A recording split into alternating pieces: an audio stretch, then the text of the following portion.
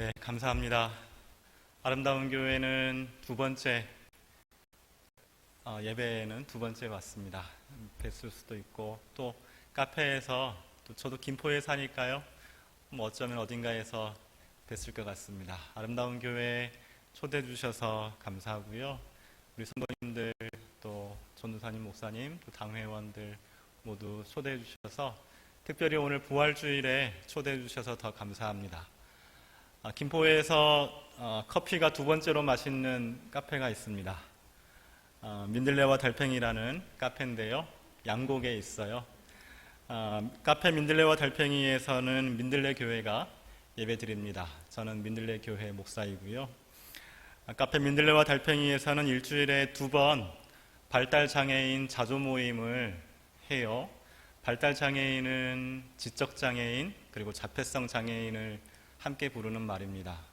통상 장애학에서는 모든 장애인이 사실은 발달장애인으로 구별을 합니다만 통상 발달장애인은 지적장애인, 보통 이제 IQ 70 전후의 이하인 사람들, 장애인들과 그리고 여러분 최근에 영화 그것만인 내 세상 이런 영화도 있었고 옛날 영화는 마라톤이라는 영화도 있었고 또 레인맨 도 있었고요. 그런 영화들의 주인공들이 자폐성 장애인이에요. 언어를 받아들일 수는 있는데 언어가 나갈 때 지금 비장애인들이 말하는 것처럼 구성된 언어로 말하기 어려운 분들이 있습니다. 보통 이제 이런 성향의 장애를 갖고 있는 사람들을 자폐성 장애인, 그래서 자폐성 장애인과 지적 장애인을 함께 발달 장애인이라고 부릅니다. 저희 교회가 모이는 카페에서 일주일에 두 번 월요일과 목요일에 발달장애인 자조 모임을 갖고 있습니다. 지적장애인과 자폐성 장애인들이 카페에서 모여 모임 중에 뭘 먹을지 또 모여서 무엇을 할지 회의하고 회의한 대로 먹고 실행합니다. 집에서는 부모님이 발달장애인을 위해 결정하고요. 학교에서는 선생님들이 발달장애인을 위해 결정합니다. 복지관에서는 복지사들이 발달장애인을 위해 결정합니다. 민들레와 달팽이에서는 아무도 발달장애인을 위해 일하지 않습니다. 민들레와 달팽이에서 함께 조력하는 사람들은 누구도 발달장애인을 위해서 결정해 주지 않습니다. 발달장애인 스스로, 지적장애인 스스로, 자폐성 장애인 스스로 선생님이 아니라 부모님이 아니라 복지사가 아니라 자기 스스로 결정을 하고 실행하도록 도울 뿐입니다. 때로는 싸우기도 하고요. 잔소리 할 때도 있습니다. 잔소리라기보다도요. 저도 같이 참여합니다만 짜증을 냅니다. 언제 짜증을 내냐면 저랑 같이 밥 먹어야 되는데 밥을 흘리잖아요. 보통은 장애인을 위해서 흘린 밥알이나 반찬을 닦아주고 치워주는 게 복지사님들이, 부모님들이, 특수교 선생님들이 하시는 일들이죠. 저는 그렇게 하지 않습니다. 네가 이거 흘려서 내가 밥맛이 떨어져. 흘리지 말고 먹었으면 좋겠어. 이런 관계입니다. 지적장애인과 자폐성 장애인과 똑같은 1대1의 높이에서 사실 그게 당연한 거죠. 저도 짜증이 나면 같이 짜증을 내고 상대방도 화가 나면 저한테 화를 내요. 이게 민들레와 달팽이에서 이루어지는 모임입니다. 민들레와 달팽이에서는 아무도 발달장애인을 위해 일하거나 돕지 않습니다. 다만 함께 있습니다. 함께 있고 친구로 지내는 모임을 꾸려가고 있습니다. 발달장애인 스스로 발달장애인 자신을 위해 회의하고 결정하고 실행합니다. 저는 다만 조력할 뿐입니다. 도우미일 뿐입니다. 저는 카페 민들레와 달팽이를 관리하고 카페 민들레와 달팽이에서 모이는 민들레 교회 김영준 목사입니다. 다시 인사드리겠습니다. 반갑습니다. 이름대로 정말 아름다운 교회에서 초대받아 하나님께 감사드립니다. 다시 감사드립니다. 성도님들과 당회원, 전도사님, 목사님 감사합니다. 또 정규택 목사님께 정말 고맙습니다. 민들레와 달팽이가 김포에서 두 번째 맛있는 카페라고 처음에 말씀드렸죠. 제가 문제 하나 낼게요. 제일 맛있는 카페는 어디죠? 김포에서 커피가 제일 맛있는 카페는 아름다운 카페입니다. 잘 아시네요. 운양동에 있는 카페, 아름다운 카페가 김포에서 제일 맛이 좋습니다. 아름다운 카페 수익금은 이주 노동자들을 위해 지원하는 데 쓰이는 걸로 제가 압니다. 김포에 2만 4천 명 정도 된다고 해요. 공식적으로는 2만여 명인데 비공식적으로 2만 4천 명 정도 된다고 합니다. 그게 실제 인원이겠죠. 국경을 넘어온 사람들이죠. 성서에서 히브리인들이 등장합니다. 모세가 출애굽할 때 히브리 사람들과 함께 출애굽했다고 되어 있죠. 이 히브리라는 말은요, 원래적인 의미는 혈통에 관한 의미가 아닙니다. 히브리의 어원을 추적하면 국경을 넘었다라는 뜻이 있습니다. 히브리 사람들은 먹고 살기 위해 또 이유가 어디에 있든 의지적인 것이든 뭐 어쩔 수 없는 것이었든 어쩔 수 없이 경계선을 넘어갔던 사람들입니다. 국경을 넘어갔던 사람들이죠. 흉년이 들었을 때 야곱의 자손들이 어쩔 수 없이 먹고 살기 위해 이집트로 넘어가죠. 국경을 넘어간 사람들입니다.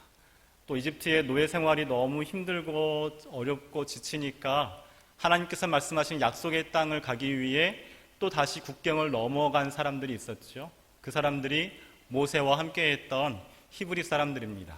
국경을 넘었던 히브리 사람들이 있었고, 하나님이 어쩔 수 없이 먹고 살기 위해서, 생존을 위해서 국경을 넘었던 그 히브리인들의 하나님이었다라고 성경은 우리에게 말씀하십니다. 김포에 2만 4천 명의 히브리인들이 있고요. 여러분, 김포에서 제일 맛있는 카페, 아름다운 카페가 2만 4천 명의 이주민들과 히브리인들과 함께하고 있는 겁니다. 하나님과 함께하고 계신 겁니다. 그 카페, 우리 아름다운 카페에서 수익이 나면 김포 외국인 주민지원센터를 섬기는 최영일 목사님께서 섬기는 단체로 흘러 들어가게 되는데요. 제가 최영일 목사님과 아마 임직식 때도 오셨던 걸로 제가 들었는데, 최영일 목사님과 우연히 만나서 사담을 나누게 되었습니다. 목사님께서 딸이 있어요. 고3 된 딸이 있는데 딸 이야기 하다가 목사님이 이렇게 얘기하세요. 저하고 이제 친하니까요. 저를 이제 김영준 이렇게 부르시거든요. 사석에서는요. 김영준, 나도 이제 1년이면 끝나. 요새 행복해. 그렇게 얘기하세요. 딸이 이제 고3이니까 이제 1년만 지나면 뭔가 이제 부모로서의 역할 하나가 매듭이 지어지는 느낌이 드실 수 있겠죠? 사실 그렇죠. 아이가 태어나서 잠을 잘 자지 않잖아요.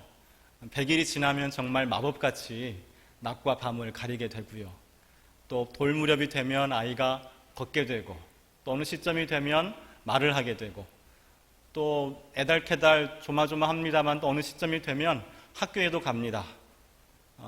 그리고 또 그렇게 사춘기를 지나고, 이런 마디마디가 사람의 인생에 아이를 키우는 그 아이의 성장 과정 속에 마디마디가 있잖아요. 김포에서 굉장히 어렵고 힘든 일을 하시는 목사님에게도 되게 좋은 일을 하시는, 하나님의 나라와 하나님의 의를 위하여 최선을 다하여 일하시는 목사님의 머릿속에 꽉 차 있는 게 뭐냐면 사실은 아이 문제이기도 한 거죠. 히브리인들의 문제만 걸려 있는 게 아니라 내 아이의 문제가 꽉 차 있습니다. 그래서 저하고 사석에서 일을 할 때는 하나님의 나라와 하나님의 의에 대해서 얘기하지 않고요. 성경에 대해서 토론하지 않고요. 부활의 의미에 대해서, 성탄의 의미에 대해서 이야기하기 어렵고요. 내 아이의 지금 과정, 성장 과정에 대해서 사적으로 만날 때 이야기 많이 하게 돼요. 보통 우리 비장애인들의 아이들은, 비장애인들은 성장 과정 중에 마디가 있어요. 눈에 보이는 마디가 있어요. 그런데 직접장애인에게는요, 자폐성 장애인에게는요, 그 마디가 눈에 띄게 보이지 않을 수 있어요. 아이를 키우는데 아이의 마디가 보이지 않아요. 어머니의, 아버지의 고통이 있을 수밖에 없겠죠. 저희 교회에 아주 중증 장애인 청년이 있습니다. 20살, 올해 20살이 되어서 5월에 성년의 날이 오면 성년의 날 잔치를 해주려고 하는데요. 얼른 보면, 그냥 처음 보면 초등학교 5학년, 6학년처럼 보여요. 신체도 발달이 늦고요. 발화가 되지 않습니다. 말을 하지 못합니다. 태어나서 한 번도 엄마를 엄마라고 아빠를 아빠라고 부르지 못했습니다. 청년이 함께 예배드립니다. 그 청년이 제 설교를 알아듣는지 못 알아듣는지 제가 알 수 없죠. 또 그 청년이 함께 예배드릴 때 어떤 마음으로 예배 참여하는지 모르겠습니다만 함께 예배드리는 우리 교회의 가장 중심이 되는 청년입니다. 그 청년이 걸을 때까지 9년이 걸렸다고 합니다. 그리고 소리를 말이 아니라 제가 지금 쓰고 있는 낱말로 구성된 언어가 아니라 소리를 이렇게 발화하는 것 자체가 수년이 걸려서 발화할 수 있었습니다. 마디가 보이지 않는 장애인이 있습니다. 인생의 마디마디가 보이지 않아서 이게 요만큼 됐으면 이만큼 됐구나, 요만큼 왔으면 이만큼 왔구나, 고3이 됐으면 이제 나도 이제 괜찮아, 이제 끝났어, 그런 안도할 수 있는 그런 인생의 쉼표가 없는 장애인들이 있습니다.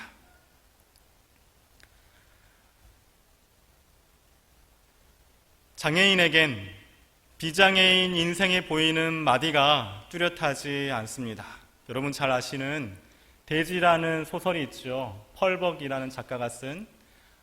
펄벅은 중국 선교사의 딸이었는데요. 중국에서의 생활을 책으로 굉장히 중요한 베스트셀러가 되었죠. 그 대지를 쓴 펄벅에게 발달장애인 딸이 있었어요. 발달장애인 딸에 관한 책을 또 펄벅이 쓴 게 있는데요. 그 책 제목이 무엇이냐면 자라지 않는 아이입니다. 저는 펄벅의 생각이 맞는 것도 같고 틀린 것도 같고 그래요. 자라지 않는다는 말 일면 이해도 되고 또 자라기도 합니다. 눈에 띄게 마디가 보이진 않지만 분명히 자라고 있습니다. 제가 만나는 청년들에게도 조금씩이지만 변화가 있습니다. 또 누군가가 볼 때는 그걸 변화라고 생각하지 않을 수도 있지만 변화가 있습니다. 잘하는 것도 같고 잘하지 않는 것도 같습니다. 마디가 뚜렷하지 않기 때문에요. 비장애인들이 사는 보통 여러분 여기 앉아 계신 다수이라고 할 수 있겠죠. 여러분들 비장애인들의 일상과 무관한 장애인들이 많습니다. 장애인들이 살고 있는 매일의 일상을 경험하지 못한, 비장애인들이 살고 있는 매일의 일상을 경험하지 못한 장애인들이 되게 많습니다. 장애인들은 일단 직업을 갖기 어렵겠죠. 일을 해도 최저임금 적용 대상이 아닙니다. 이게 법적으로 그렇게 되어 있습니다. 우리 사회가 최저임금에 대한 논의가 많이 있습니다만 장애인들은요, 최저임금을 받지 않아도 사업주가 장애인들에게 최저임금을 주지 않아도 이게 법을 어기는 게 아니에요. 김포의 어느 작업장에서는요, 하루 6시간 이상을 일을 했는데 월 3만 원을 주는 경우도 있습니다. 좀 너무했죠. 너무했어요. 그래도 갈 수밖에 없는 이유가 뭐냐면 그래도 거기라도 가야 하기 때문에 가요. 집을 나서서 갈 수 있는 곳이 거기밖에 없기 때문에 그래도 거기를 가면 뭔가를 할 수 있고 거기를 가면 누군가를 만날 수 있어서 월 3만 원밖에 주지 않지만 그래도 가요. 저희 후에 민들레와 달팽이라는 카페에서 6개월 동안 수업 받는 것처럼 일을 하기도 했습니다만 그런 경우도 있습니다. 극장이나 영화관에 가기가 어렵습니다. 여러분 극장에서 자폐성 장애인 만나보셨습니까? 잘 못 보시죠? 혹시라도 이 밀폐된 공간에서 장애인의 소리가 방해가 될 수 있기 때문에 부모님들이 자폐성 장애인을 극장으로 잘 데려가지 않아요. 그리고 자폐성 장애인들이 그 공간을 싫어하기도 합니다. 여하튼 비장애인들이 살고 있는 공간에, 시간에 장애인들이 잘 가지 못합니다. 비장애인들이 살고 있는 일상을 장애인들이 살지 못합니다. 그런 시간이, 그런 공간이 있습니다. 김포에 제일 큰 공연장이 있죠. 아트홀.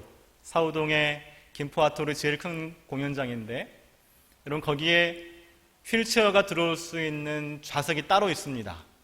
아트홀 메인홀에 6개의 휠체어석이 있는데요.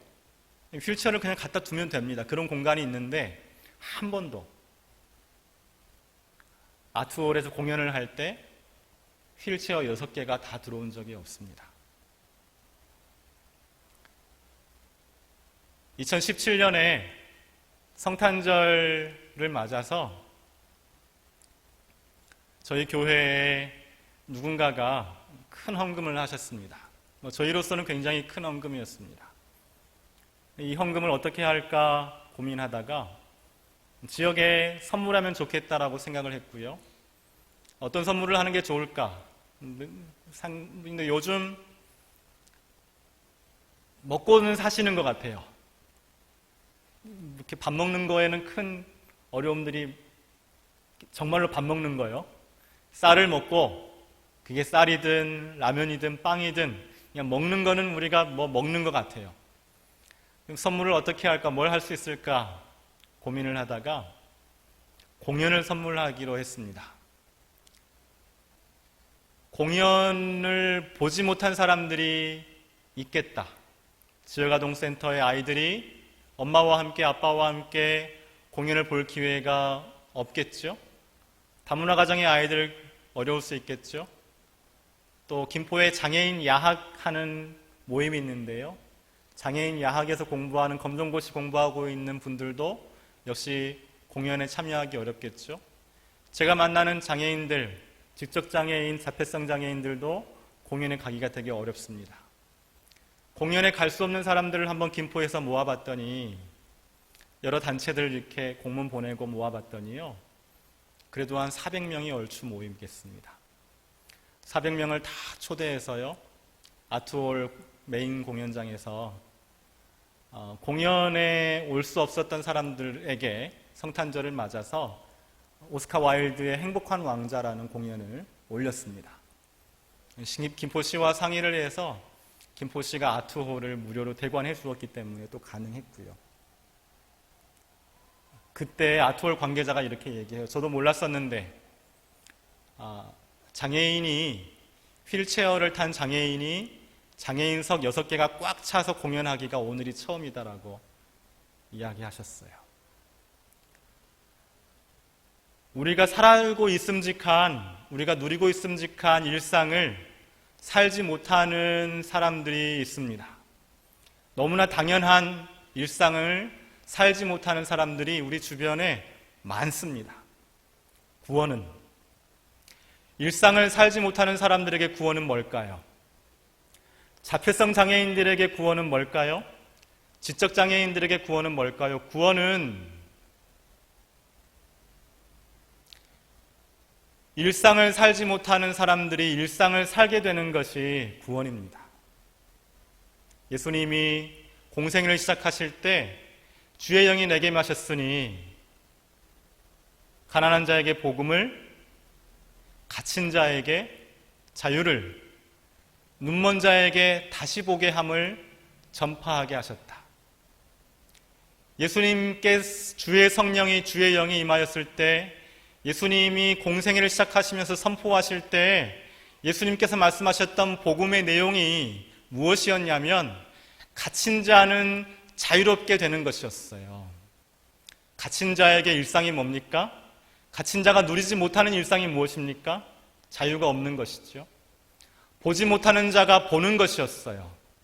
보지 못하는 자가 누리지 못하는 일상이 뭡니까? 보는 것이지요. 구원은 일상을 살지 못하는 사람들이 비로소 살게 되는 일상입니다. 장애인들에게 구원은, 발달 장애인들에게 구원은 비장애인들이 살고 있는 일상을 살게 되는 것이 장애인들에게 구원입니다. 비장애인들이 가고 있을 수 있는 학교, 비장애인들이 볼 수 있는 공연, 비장애인들이 일할 수 있는 직장, 비장애인들이 할 수 있는 결혼, 일상 중에 일어나는 사람이 살고 있는 곳이면 당연히 일어나야 할 관혼상제에 관한 일들, 친구를 만나고 밥 먹고 놀고 수다 떠는 일상, 이 일상을 살지 못하는 사람들에게 구원은 이 평범한 일상을 사는 것입니다. 창세기를 한번 찾겠습니다. 창세기 1장입니다. 창세기 1장 2절부터 5절까지 읽겠습니다. 함께 읽겠습니다. 시작.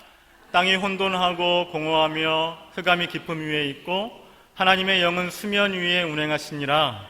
하나님이 이르시되 빛이 있으라 하시니 빛이 있었고 빛이 하나님이 보시기에 좋았더라.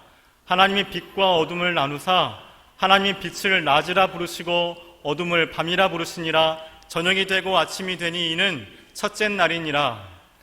1장 2절에 뭐가 있냐면요, 1장 2절에 뭔가가 있어요. 우리가 하나님의 천지창조를 이야기할 때 하나님의 첫째 날 빛이 있으라 하시니 빛이 있었고 빛이 첫째 날 만들어지면서 창조의 시작이 있었다고 우리가 알고 있습니다. 이게 우리의 믿음입니다. 하나님의 창조가 일어나기 전에 뭔가가 있었는데요, 1장 2절에 땅이 혼돈하고 공허하며 흑암이 깊음 위에 있고 하나님의 영은 수면 위에 운행하시니라. 그러고 나서 1장 3절부터 빛이 있으라 하시니 빛이 있었고 이날이 첫째 날이니라. 하나님의 창조가 첫째 날 빛을 지으신 것이었는데, 하나님께서 빛을 지으실 때 땅에 뭐가 있었냐면 혼돈과 공허와 흑암이 있었다. 땅 위에 혼돈과 공허와 흑암이 땅 위를 깊음의 물덩어리처럼 덮고 있었다. 땅에 뭔가가 있었는데 땅의 상황이 어떤 상황이었냐면 심해와 같이, 심해의 제일 밑바닥에 있는 것 같이 답답하고 우리가 어떻게 헤어나올 수 없는, 사람 힘으로는 어떻게 빠져나올 수가 없는 그런 상황이 혼돈과 공허와 흑암에 짓눌려 있는 그때 그 땅에 하나님이 빛이 있으라 하시니 빛이 있었다. 이것이 첫째 날이었다. 어떤 이에게는 혼돈과 공허와 흑암으로 가득한 일상을 살고 있는 어떤 이에게는 우리가 살고 있는 이 땅이요, 이 세상이요, 우리가 여기를 차를 타고 왔고 걸어올 때 고실고실한 땅을, 잘 포장된 땅을 걸어왔는데요, 어떤 이에게는 이 땅이 마치 심해의 밑바닥같이 혼돈과 공허와 흑암으로 가득한 심해의 밑바닥같이 질고 아무것도 보이지 않고 내가 어떻게 헤어나올 수 없는 땅이기도 해요. 그 땅을 살고 있는 사람들에게, 심해의 밑바닥에 갇혀 있어서 아무것도 할 수 없는 사람들을 향하여 나에게 지적 장애가 있고 나에게 자폐성 장애가 있어서 내 힘으로는 도저히 이 혼돈과 공허와 흑암을 헤쳐나올 수 없는 사람들을 향하여, 한 걸음도 내 힘으로는 걸을 수 없는 사람들을 향하여 하나님이 빛이 있으라 하시니 빛이 있었다. 저는 우리 시대에 여전히 하나님께서 혼돈과 공허와 흑암의 깊은 심해 아래 살고 있는 사람들을 향하여 여전히 하나님께서 창조를 진행하고 계신다고 믿습니다. 일상을 살지 못하는 사람들이 있는데 도저히 자기가 어떻게 헤쳐나올 수 없는 깊은 곳에 갇혀있는 사람들이 있는데 그 사람들을 향하여 하나님이 새로운 세상을, 새로운 하루를 창조하신다고 믿습니다. 여러분, 하나님께서 창조하신, 첫날 창조하신 이 빛이 뭘까요? 해일까요?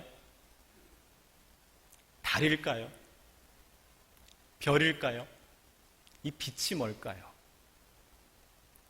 혼돈과 공허와 흑암으로 가득한 이 심해를 뚫고 지나갈 수 있는 빛이 뭘까요? 그게 햇빛일까요? 달빛일까요? 별빛일까요? 창세기 1장 16절을 제가 읽을게요. 넷째 날 창조에 관한 것인데요, 하나님이 두 큰 광명체를 만드사 큰 광명체로 낮을 주관하게 하시고 작은 광명체로 밤을 주관하게 하시며 또 별들을 만드시고 하나님께서 넷째 날 해와 달과 별을 만드셨다라고 되어 있어요. 그러면 창세기 1장 1절에 있는 이 빛은요, 해, 달, 별 이런 건 아닌 거예요. 소위 말하는 1월 성신에 관한 창조 이야기가 아니에요. 저는 창세기 1장 3절에 있는 하나님께서 처음 창조하셨던 빛이 무엇일까? 저는 우리라고 생각합니다. 예수님께서 제자들에게 산상보훈에서 말씀하셨죠. 너희가 세상의 소금과 빛이다라고 말씀하셨습니다. 빛은 혼돈과 공허와 흑암의 거대한 심해 아래 짓눌려 있는 것 같은 땅, 그 땅을 향한 빛은 해와 달과 별 이런 게 아니고요, 하나님께서 창조하신 하나님의 형상을 갖고 있는, 하나님을 믿고 예수 그리스도를 믿어 부활에 이른 거듭난 사람들, 그 사람들, 예수님께서 규정하신 너희가 세상의 소금과 빛이다라고 규정하신 우리가, 우리 교회가, 제가, 아름다운 교회가 빛이라고 저는 생각합니다. 일상을 살지 못하는 심해 아래에 한 발자국도 스스로 디딜 수 없는 사람들을 향하여 하나님이 빛을 창조하셨습니다. 여러분들을 창조하셨습니다. 우리가 빛이 될 때에 심해 저 아래에 있는 혼돈과 공허와 흑암에 짓눌려 있는 사람들을 향하여 우리 교회가 빛이 될 때에 지적장애인, 자폐성 장애인 뿐만 아니라 어딘가에서 신음하고 있는 사람들에게 하루가 열립니다. 그전에는 살아도 그게 하루가 아닌 거예요.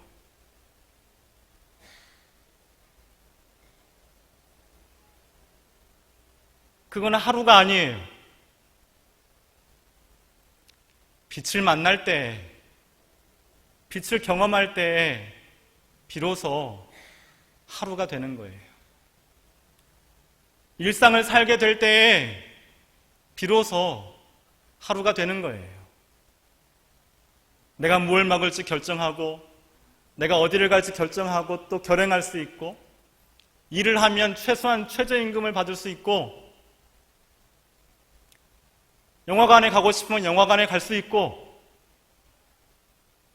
뮤지컬을 보고 싶으면 뮤지컬을 볼 수 있고, 뮤지컬을 보다가 답답하면 나와도 되고, 그런 일상이에요.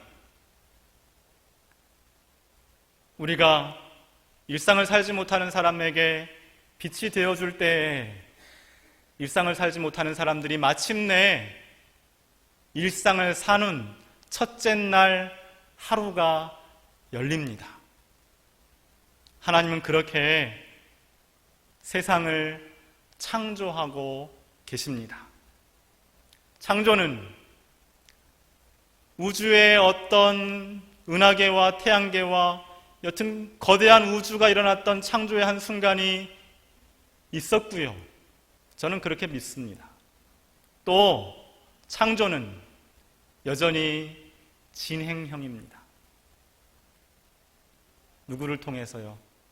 교회를 통해서요. 교회가 예수님의 몸이어서, 교회는 그리스도의 몸이니 만물 안에서 만물을 충만하게 하는 충만이다. 에베소서 1장에 나오는 교회에 대한 설명입니다. 교회는 예수님의 몸이니 만물 안에서 만물을 충만하게 하는 충만이다. 우리가 교회로 존재하는 이유는 뭐냐면 우리가 예수님의 몸이어서 만물을 충만하게 합니다. 만물을 충만하게 하는 충만으로 존재하는 것이 우리 교회입니다. 우리가 만물을 충만하게 하는 충만이 되어서 일상을 살지 못하는 사람들로 하여금 일상을 살게 해주는 빛이 되는 것입니다. 심의 밑바닥에서 빛을 볼 수 없는 사람들에게 우리가 빛이 되어서 거기서 뭔가 헤쳐나올 수 있는 이정표 같은, 등대와 같은 존재가 되는 것이 우리 교회입니다. 하나님이 아름다운 교회를 김포에 이렇게 세워주셨습니다. 아름다운 교회가 정말 저는 자랑스럽습니다. 정규태 목사님이 정말 저는 자랑스럽습니다. 아름다운 교회가 있기 때문에 김포가 아름다워질 거라고 당연히 믿습니다. 또 아름다운 교회가 있기 때문에 우리가 빛이어서 누군가에게, 심해 밑바닥에 살고 있는 누군가에게 빛이 될 거라고 믿습니다. 우리가 오늘 부활주일로 지키지요. 예수님은 하늘에서 땅으로 내려오셨습니다. 교리에서 굉장히 중요한 부분이지요. 성육신 하신 예수님을 우리가 믿습니다. 또 베드로전서에는요, 예수님이 옥에 있는 영들에게까지 가셨다라고 되어 있습니다. 우리가 사도신경을 고백합니다만 사도신경의 영어 번역본에는 He descended into hell이라는 구절이 있습니다. 그가 음부에까지 내려가셨다라는 구절이 있어요. 어떤 사연인지 모르겠습니다만 우리가 사도신경을 국문으로 번역하면서 그 구절이 빠지긴 했는데요. 사실 어렵습니다. 이게 무슨 말인가 잘 모르겠어요. 하나님이, 예수님이 하늘에도 계셨고 땅에도 계셨고 음부에까지 내려가셨다. 이게 잘 모르겠어요. 하늘이라는 공간, 땅이라는 공간, 지옥이라는 공간에 어떻게 한 인격이 존재할 수 있는가 제가 잘 모르겠습니다만 분명히 아는 건 뭐냐면 예수께서는 끊임없이 하강하셨다는 겁니다. 하늘에서 땅으로 하강하셨고 땅에서 지옥까지 하강하셨고 그 예수님이 부활하셨다고 우리가 믿는 거죠. 2014년 4월 16일에 안타까운 사고가 있었죠. 8시 50분경에 세월호가 뒤집혔습니다. 해경이 오고 그러고 나서 40분 뒤에 민간 어선에 의해서 8, 90명의 사람들이 구조됩니다. 안타깝게도 304명의 학생과 일반인들이 희생되었습니다. 되게 아픈 일이죠. 5년이 되었습니다만 여전히 아픈 일입니다. 우리 아이들이 많이 죽었잖아요.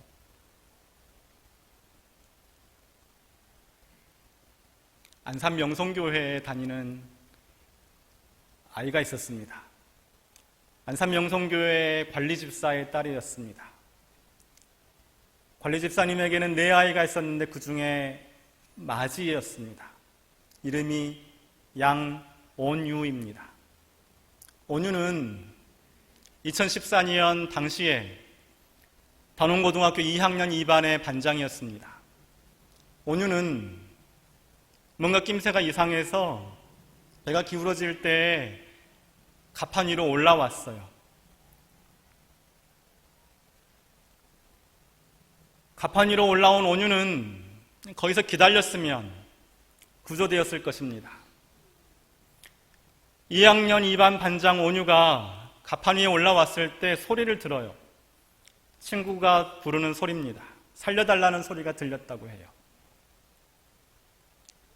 온유가 내려갑니다. 친구들이 있는 숙소는 4층과 3층에 있어요. 가판 아래에서 내려갑니다. 친구들이 있는 숙소로 내려갔고요. 온유의 안내를 받아서 2학년 2반 반장 온유의 안내를 받아서 친구들이 구조되기도 합니다. 온유는 구조받지 못했습니다. 관리 집사님의 살림살이가 빤하지요. 이렇게 넉넉하지 않으셨을 거예요. 온유가 편의점 알바를 했는데요. 공교롭게 4월 11일 주일에 온유가 11조 헌금을 했어요. 우리가 11조 헌금 하면 다음 주에 헌금하신 분들의 이름이 올라오죠. 4월 11일에 11조 헌금을 한 온유의 이름이 4월 16일에 사고가 나서 세월호에서 죽은 온유의 이름이 4월 19일 주일 예배 주보에 인쇄되어서 나왔습니다. 여러분 기억하실 거예요. 5년 전 세월호 참사가 있고 그 주간이 부활주일이었습니다. 저도 부활주일 설교를 준비하면서 너무 힘들었어요. 부활이 무엇일까? 지금 배 안에 갇혀있는 학생들이 있는데 배 안에 갇혀있는 학생들이 조금씩 침몰해가는 것을 보고 있는 부모님이 계시는데 내가 4월 19일에 부활주일을 맞아서 어떤 설교를 할 수 있을까? 목사로서 내가 쓰는 언어가, 설교라는 언어가 정말 절망스러웠던 시간이었습니다. 4월 19일 주일은 안산명송교회의 부활주일은 온유의 장례식이기도 했어요. 그 온유가 2학년 2반 반장 온유가 살려달라는 소리를 듣고 가판 아래로 내려가지 않았다면 살았겠죠? 구원은 구조받을 수 없는 공간에서 일어납니다. 저는 하나님이 온유를 구원하셨다고 믿습니다. 온유는 구조받지 못했지만 구원받았다고 저는 믿습니다. 많은 사람들이 물어요. 그때 하나님께서 어디 계셨느냐? 저는 하나님이 가판 아래에서 살려달라는 소리를 듣고 가판 아래로 내려갔던 온유와 함께 계셨다고 대답합니다. 온유가 내려갈 때 소방대원도 아니고요, 해양경찰도 아니고요, 구조할 수 있다는 자신감을 가지고 내려가지 않았겠죠. 내가 내려가서 내가 반장으로서 우리 반 아이들을 구출해낼 수 있어라고 자신감을 가지고 내려가지 않았겠죠. 살려달라는 소리가 나니까 내려간 거예요. 마찬가지입니다. 우리가 내려가야 한다면, 우리가 내려가야 한다면, 예수께서 하늘에서 땅에서 지옥으로 내려가신 예수님처럼 우리가 내려가야 한다면, 내려가는 곳에서 우리가 부활이 일어난다고 믿는다면, 우리가 내려갈 때에 능력이 있어서 내려가는 게 아닙니다. 그저 살려달라는 음성이 있기 때문에 내려가는 것입니다. 우리가 구조받을 줄 알고 내려가는 것이 아닙니다. 어쩌면 구조받지 못할 수 있지만 우리가 구조받을 수 없는 곳에서 구원받을 줄 알고 그것을 믿어 내려가는 것이 우리의 믿음입니다. 온유의 믿음이었습니다. 저는 그것이 우리의 믿음이라고 생각합니다. 우리가 오버하는지 모르겠는데요. 제가 비장애인이니까 오버하는 것일 수 있겠습니다만, 장애인을 만나는 것은 사실 어쩌면 내 일상의 밑으로 가는 것이기도 하거든요. 제가 발달장애인을 처음 만날 때 저는 발달장애인의 뜻이 뭔지 몰랐어요. 한 번도 발달장애인에 대해서 들어본 적이 없어요. 설교 서두에 말씀드린 것처럼 영화만 알았어요. 레인맨 영화 알았고요. 마라톤 영화 알았어요. 그냥 그 영화에 나오는 주인공들이었어요. 제가 발달장애인을 만난 건 만났기 때문이에요. 보았기 때문이에요. 그게 전부예요. 저에게 능력이 있어서 내려가는 게 아닙니다. 민들레 교회는 능력이 있을 리가 없습니다. 민들레 교회는 부동산을 갖고 있지 않습니다. 민들레 교회 월 예산은 500만 원 정도 됩니다. 되게 작은 교회입니다. 유능하지 않습니다. 그러나 어딘가에서 소리가 들리기 때문에 가는 겁니다. 가서 만나는 겁니다. 가서 이야기하는 겁니다. 어쩌면 구조받지 못할 수 있습니다. 소위 말하는 성공을 제가 하겠습니까? 불가능하죠. 우리가 성공하지 못할 수 있고 우리의 사업도 실패할 가능성이 높습니다. 힘들어요. 정말 이렇게 바싹 마른 논에 물을 붓는 것 같은, 아무리 물을 부어도 땅은 촉촉해지지 않는 그런 마음으로 만나고 예산도 쓰고 그렇게 합니다. 이게 될까 싶습니다. 함께하는 기관은 장애인 부모님들, 특수교사들, 여러분들이 함께 하십니다. 그분들과 함께 협동조합을 꾸렸습니다. 협동조합의 월 후원금이 한 70만 원 정도 돼요.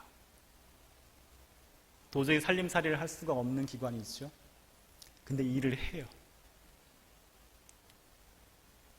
장애인들이랑 저녁 식사 모임을 같이 김밥 만들어 먹는 거 하고, 국수도 만들어 먹고, 흙놀이도 하고, 대화하고, 심지어 제주도에도 갔다 오고 해요.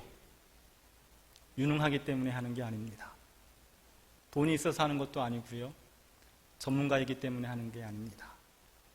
거기에 사람이 있었고 거기에 사람의 목소리가 들려서 내려가는 사람들이 있습니다. 혼돈과 공허와 흑암의 땅이 우리가 사는 세상일 수 있는데, 우리가 사는 세상,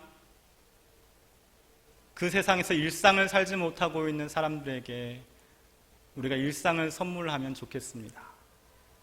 누군가가 일상을 살지 못하다가 일상을 산다면, 여러분, 그것은요, 다시 사는 것과 다르지 않습니다. 저는 부활의 큰 의미를 말할 재간이 없어요. 부활의 우주적인 의미에 대해서 제가 다 설명하지 못합니다. 부활은 엄청난 사건이잖아요. 그 큰 의미를, 그 부활을 제가 믿지만 제 말로 설명할 수는 없어요. 제 말이 거기에 닿지를 못해요. 그러나 제가 말할 수 있는 건 뭐냐면,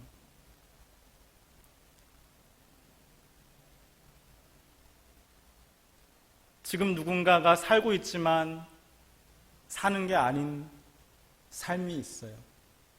그 사람들이 일상을 살지 못하고 있다면 그 사람들이 일상을 살게 하는 거예요. 집안에 갇혀있는 사람들이 집 밖으로 나오게 되고, 공부하고 싶은 사람들이 공부하게 되고, 카페에서 커피 마시고 싶은 사람들이 커피 마시게 되고, 극장에 가고, 저는 이거 부활이라고 생각합니다. 우리가 함께 예수 부활의 첫 열매이신 예수님과 함께 온 세상이 부활을 누리면 좋겠습니다. 예수님 부활하셨습니다. 제가 이렇게 말하면 여러분 이렇게 대답해 주십시오. 진실로 예수님께서 부활하셨습니다. 한번 해볼까요? 예수님 부활하셨습니다. 온 세상이 부활을 누리면 좋겠습니다. 온 세상 모든 사람들이, 비장애인들이 살고 있는, 그냥 보통 사람들이 살고 있는 일상을 살게 되는 하루, 첫날이 열리면 좋겠습니다. 부활하면 좋겠습니다. 기도하겠습니다. 하나님,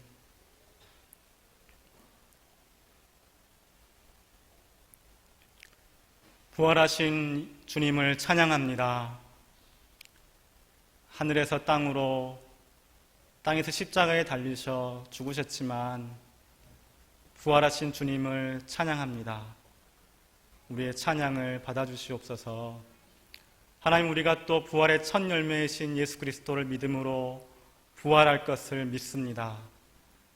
하나님, 또 소원은 우리가 사는 세상에 살고 있는 사람들이 부활을 누리게 하여 주시옵소서.